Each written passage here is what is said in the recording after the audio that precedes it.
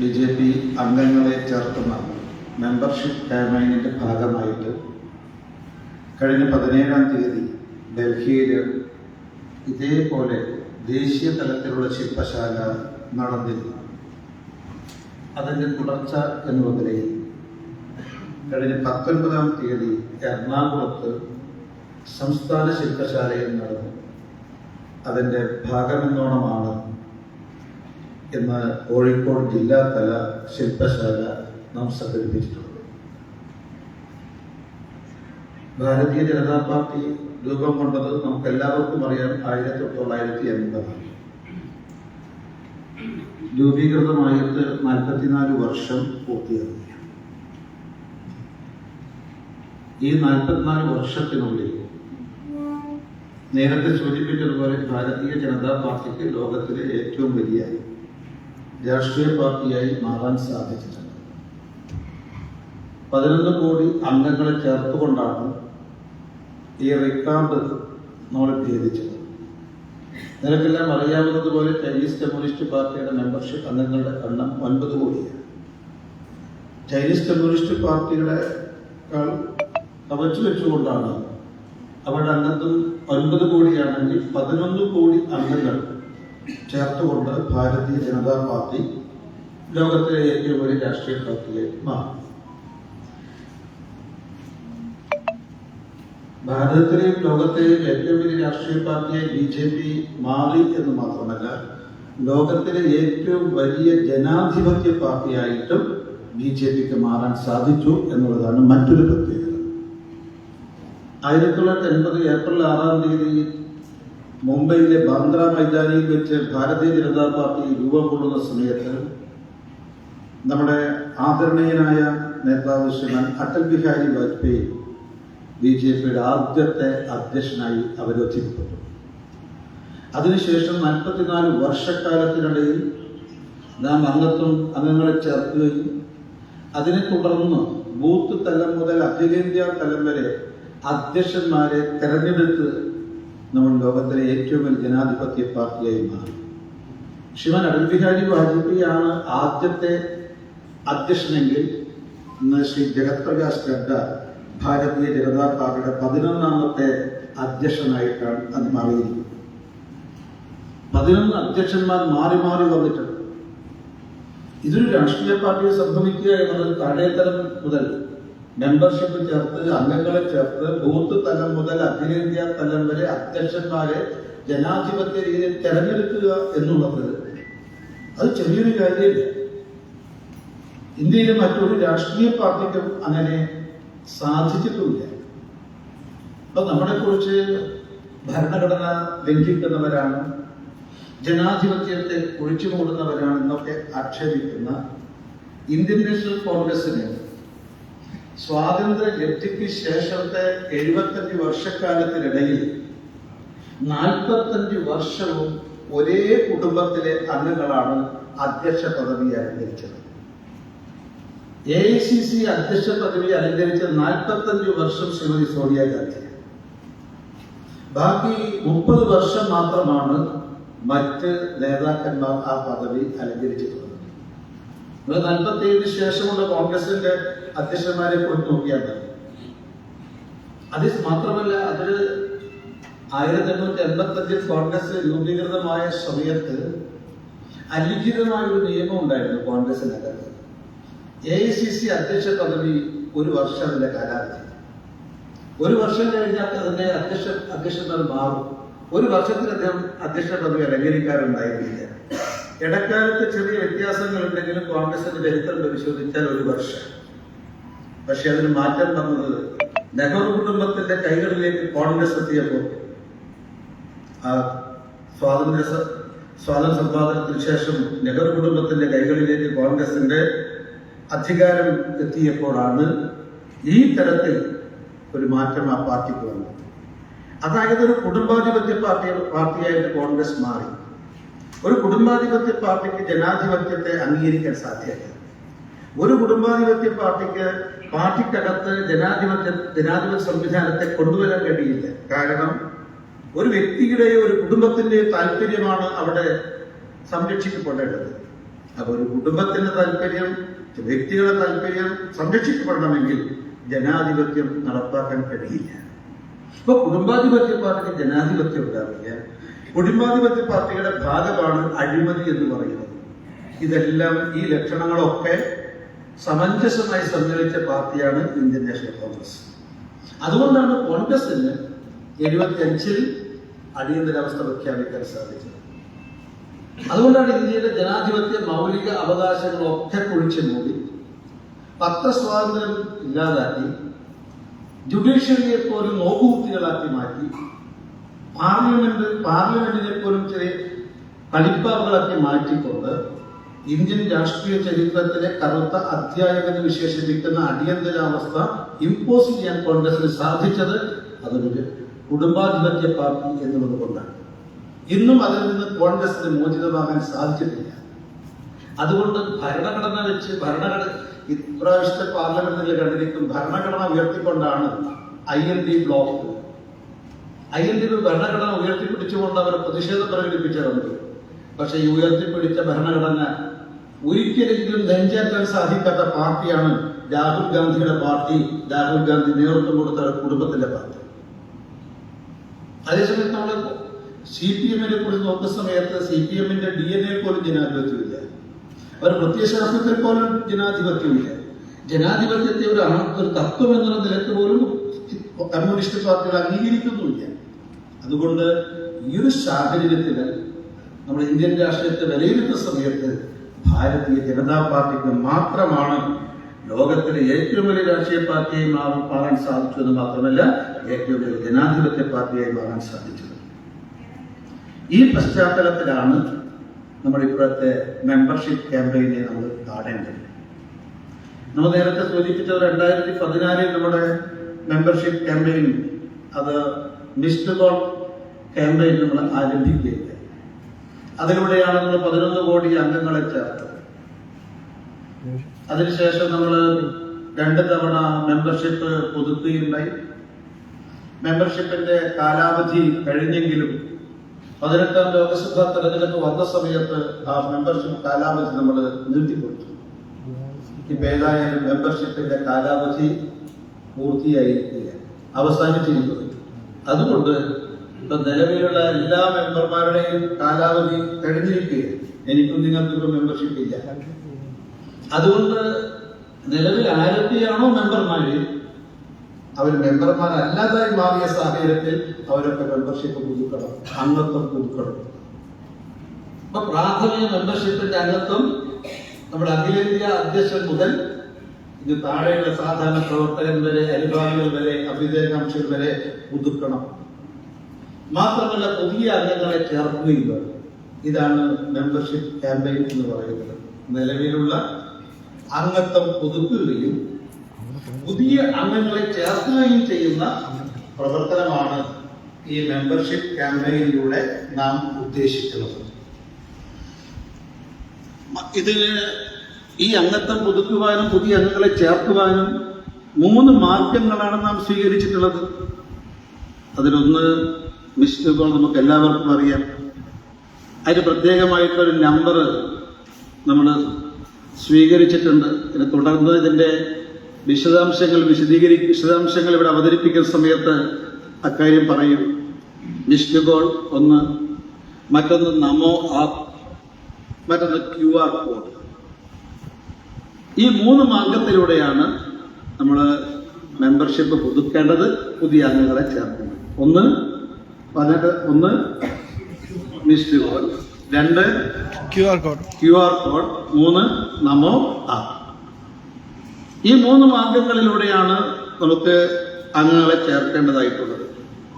പക്ഷെ കേരളത്തിൽ നമ്മൾ മെമ്പർഷിപ്പ് ചേർക്കുന്ന സമയത്ത് ഒരു കാര്യം കൂടി നമ്മുടെ മനസ്സിലുണ്ടാകുന്നത്, അത് ഇക്കഴിഞ്ഞ 2024 ലോക്സഭാ തെരഞ്ഞെടുപ്പിന്റെ ഫലം, അതോടൊപ്പം തന്നെ വരാനിരിക്കുന്ന 2025-26 നടക്കാൻ പോകുന്ന പ്രാദേശിക നിയമസഭാ തെരഞ്ഞെടുപ്പ് കൂടി നമ്മുടെ മനസ്സിലുണ്ടാകും.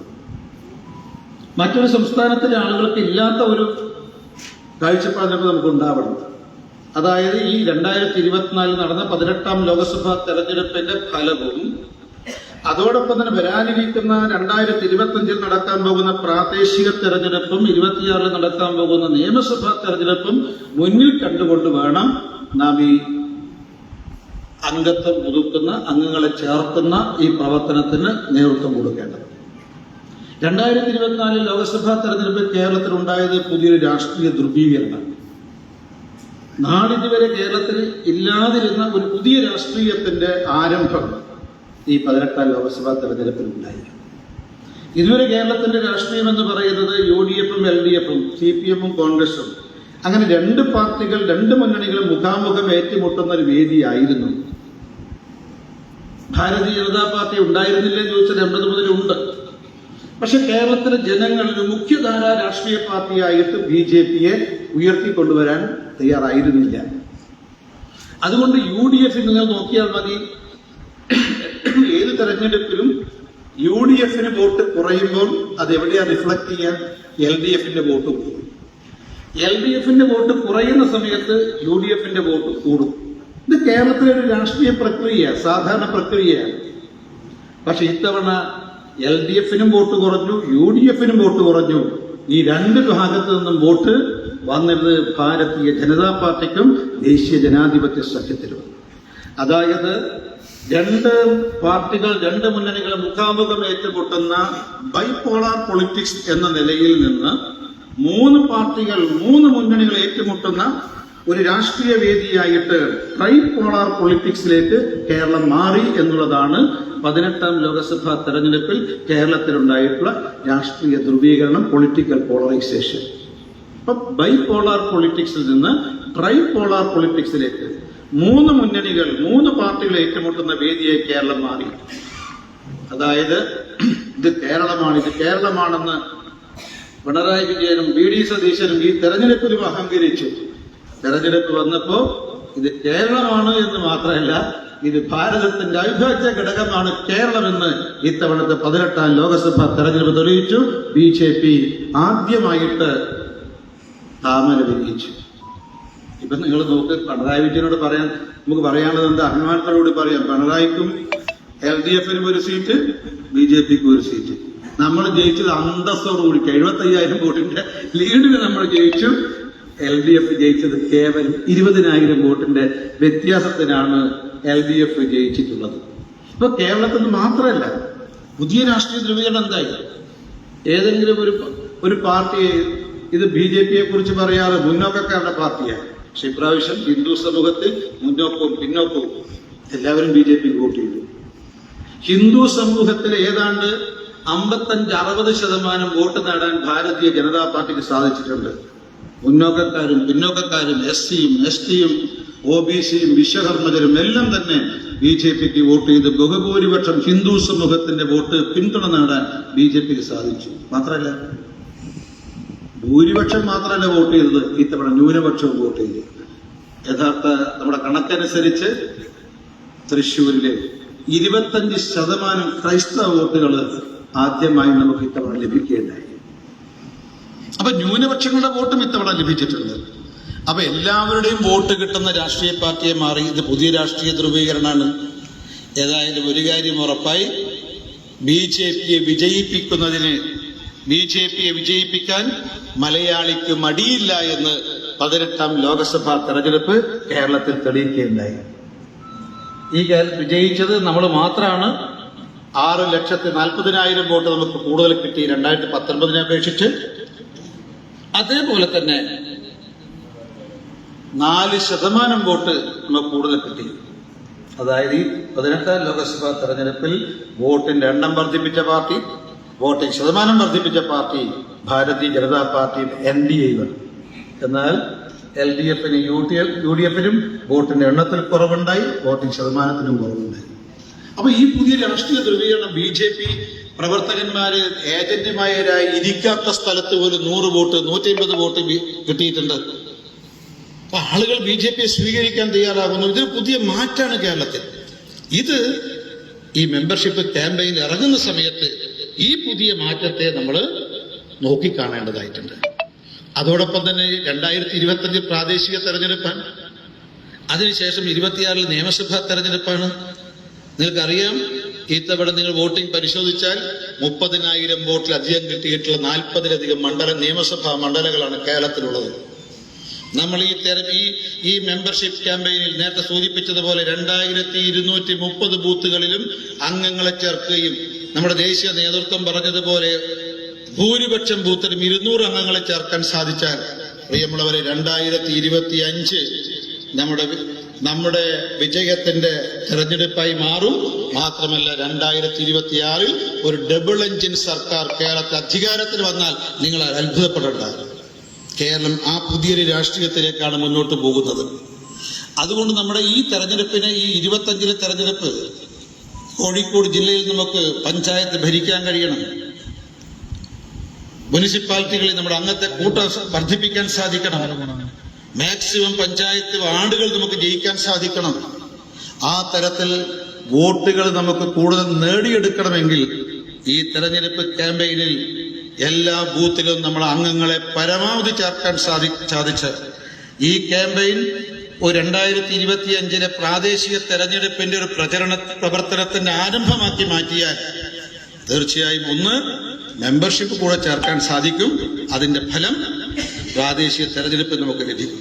പ്രാദേശിക തെരഞ്ഞെടുപ്പിൽ നമുക്ക് നല്ലൊരു ഫലം കാഴ്ചവെച്ചാൽ 2026 നിയമസഭാ തെരഞ്ഞെടുപ്പിലും അതിന്റെ ഗുണം കിട്ടും.